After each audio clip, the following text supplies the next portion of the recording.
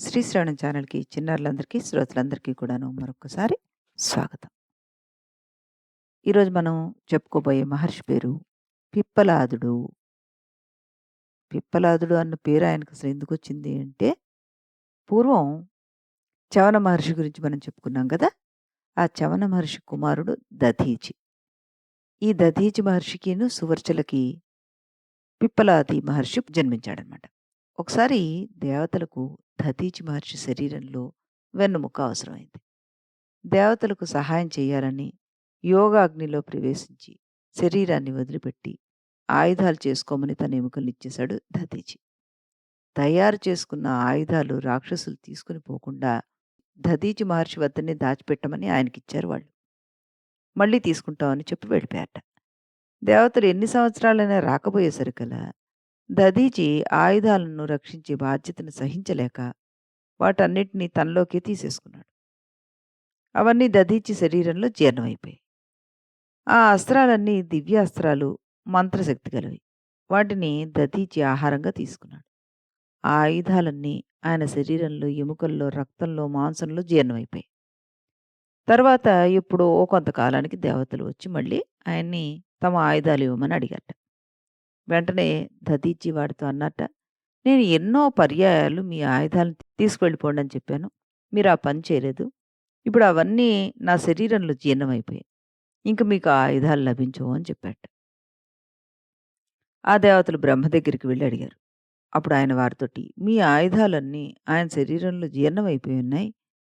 అయినా ఆయుధాలకు శక్తి ఉంటుంది. దధీచి ఆయుధాలు మరల మీకివ్వగలిగితే వాటితో మీరు రాక్షస సంహారం చేయొచ్చు" అని చెప్పారట.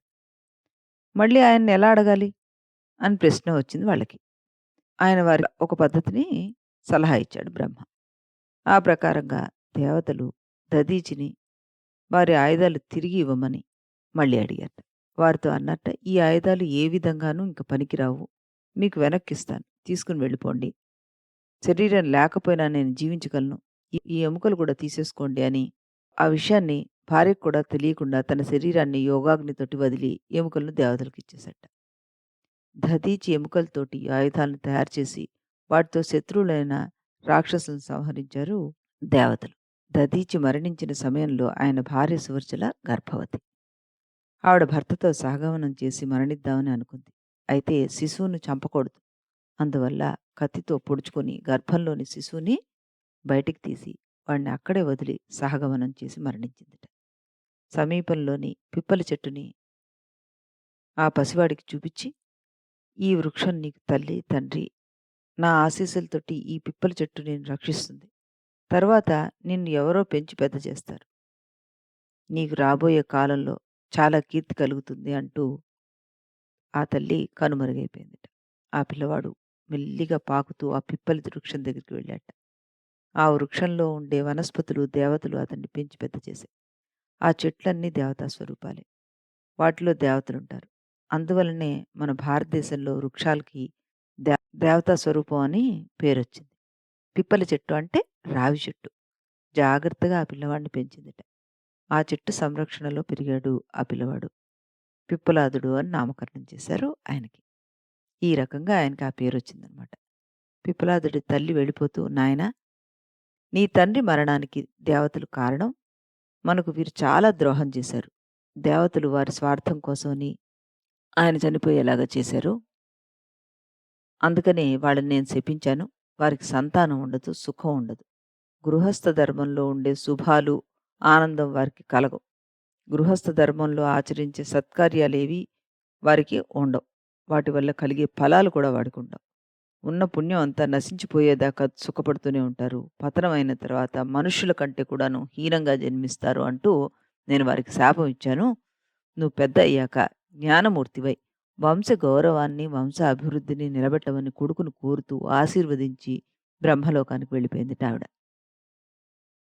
ఈ పిప్పల చెట్టు ఆ పిల్లవాడికి ఆహారాన్ని అందించడానికి అమృతం కోసమని చంద్రుడిని ప్రార్థించిందట.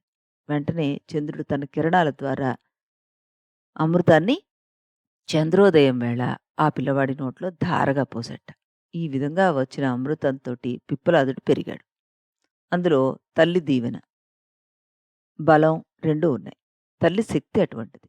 ఆ వృక్ష ఛాయలో ఆ పిల్లవాడు పెరిగి పెద్దయ్యాడు. పిప్పలాదుడు వృక్షం నీడలోనే తన అంతఃకరణంలోంచి తనకు కలిగిన జ్ఞానంతో తపస్సు చేస్తూ, ధ్యానం చేస్తూ పెద్దవాడయ్యాడు. తన తల్లిదండ్రుల స్థితికి కారకులైన వారిని శిక్షిస్తానని, వాళ్ళ అపరాధానికి వారిని శిక్షించకుండా ఉండకూడదు అని కూడా నిశ్చయించుకున్నట్ట ఆ పిల్లవాడు.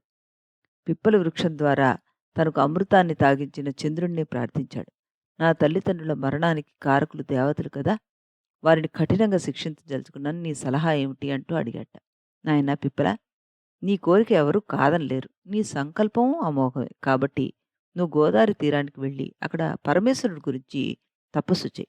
ఆయన అనుగ్రహంతోటి నువ్వు అనుకున్న కార్యం నెరవేరుతుంది అంటూ చంద్రుడు చెప్పాట. పిప్పలాదుడు శివధ్యానం చేయడం మొదలుపెట్టాడు.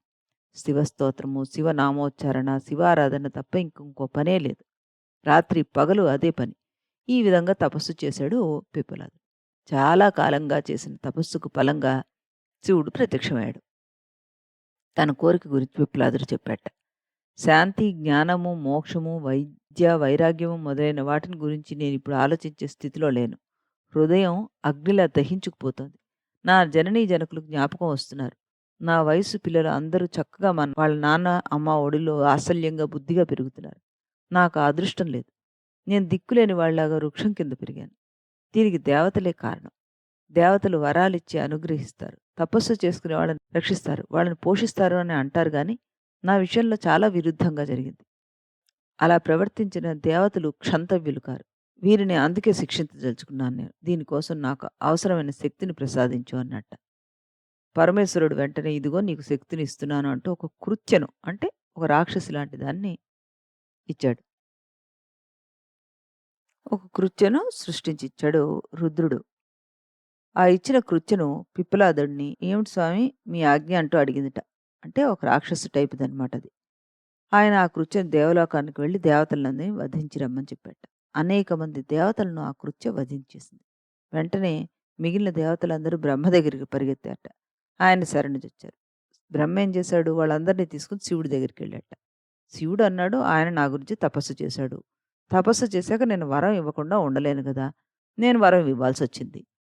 ఆయన అడిగిన వరాన్ని ఇచ్చాను మరి. ఇప్పుడు నేనేం చేయలేను అన్నట్ట. అయితే పిప్పలాదుడు ఎవరు చెప్పినా వినే స్థితిలో లేడు. అతడి దృఢ సంకల్పం అలాంటిది అని కూడా చెప్పాట. అప్పుడు బ్రహ్మాది దేవతలు పిప్పలాదుడిది తీవ్రమైన, భయంకరమైన సంకల్పం. ఆయన ఎవరు చెప్పినా వినడు. అందరి మీద ఆగ్రహం ఉంది. ఆ శక్తిని ఇచ్చింది రుద్రుడు కాబట్టి నువ్వు చెప్తేనే వింటాడు. కాబట్టి నువ్వు కూడా మాతో పాటు వచ్చి అతన్ని అనునయించు అంటూ బ్రహ్మ శివుణ్ణి కూడాను వాళ్ళతో పాటు తీసుకెళ్తే రుద్రుడు అక్కడికెళ్ళి నాయనా నీకు ఈ పాటికి ఆగ్రహం చల్లారుండవచ్చు. నీ శక్తి సామర్థ్యాలు అందరికీ తెలిసినవే. దేవతలందరినీ నువ్వు చంపగలవు. నువ్వు కృత్యను సంపాదించావు. కొంతమంది దేవతలను కూడా చంపావు. మిగిలిన వారు నిన్ను శరణు కోరుతున్నారు కదా! వాళ్ళని శిక్షించకుండా క్షమించి వదిలేసేయి. నీకు కీర్తి కలుగుతుంది. ఈ కీర్తి ఆచంద్రార్కం వర్ధిల్లుతుంది. నీ క్షమాగుణానికి కూడా కీర్తి లభిస్తుంది. శక్తి ఉండి క్షమించడంలోనే కీర్తి లభిస్తుంది. బాగా ఆలోచించుకో అన్నట్ట రుద్రుడు పిప్పలాదుడితోటి. సాక్షాత్తు పరమశివుడే వచ్చి హితబోధ చేశాడని సంతోషించాడు పిప్పలాదుడు. మహాప్రభు, నీవు సర్వలోక పూజ్యుడివి, జగద్గురువు. నన్ను అనుగ్రహించి నేను కోరిన వరం ఇచ్చావు. నా మీద వాత్సల్యంతో హితబోధ చేస్తున్నావు. నీ మాట ఎలా అతిక్రమిస్తాను? నీ సలహా శిరసా వహిస్తాను. ఇంక నుంచి దేవతలను సంహరించను. నా క్రోధం చల్లారిపోయింది అని చెప్పి ఆ కృత్యను ఏం చేశాడు? ఒక బంగారు పెట్టెలో పెట్టి ఆ సంహార శక్తిని సముద్రానికి ఇచ్చేసాట. అందుకే సముద్రం మన్ని చంపగలుగుతుంది. సముద్రానికి ఆ శక్తిని ఇచ్చాడు ఈ పిప్పలాదుడు. శివుడు మరొక వరం కూడా ఇచ్చాట పిప్పలుడికి. తల్లిదండ్రుల్ని చూడలేకపోయానని కదా నీకు దుఃఖం. ఆ దుఃఖం నీకింకుండదు. నువ్వు అనుకున్న సమయంలో పితృలోకాలకు వెళ్ళి నీ మాతాపితృల దర్శనం చేసుకో. వాళ్ళతో నువ్వు సలక్షణంగా సంభాషించవచ్చు. వాళ్ళని దర్శించిన వెంటనే నీ దుఃఖం పోతుంది అంటూ రుద్రుడు ఉపదేశం చేశాట. పరమేశ్వరుడు సందేశం ప్రకారం పితృలోకాలకు వెళ్ళి తల్లిదండ్రులను దర్శించుకున్నాడు పిప్పలాదుడు. శరీరాలు పోయినా దివ్య శరీరాలతోటి వాళ్ళు ప్రకాశిస్తున్నారు. వారిని దర్శించి పిప్పలాదుడు ఉపశమనం పొంది శాంత మనస్కుడయ్యాట. మళ్ళీ భూలోకానికి వచ్చి యథావిధిగా తపస్సుకి ఉపక్రమించాడు. తపస్సు వల్ల ఈసారి ఆయనకి బ్రహ్మజ్ఞానం కలిగింది. తల్లిదండ్రులు పితృలోకాల్లో ఉన్న వారిపై భక్తి ప్రవర్తులు ఉండాలని లోకానికి తెలియజేశాడు ఈ పిప్పలాద మహర్షి. తల్లిదండ్రుల తపశ్శక్తి వలన పసివాడైన పిప్పలాదుడు వృక్ష సంరక్షణలోనే జీవించాడు. చంద్రకిరణాల వల్ల అమృతధారలను పొంది ఆకలి తీర్చుకున్నాడు.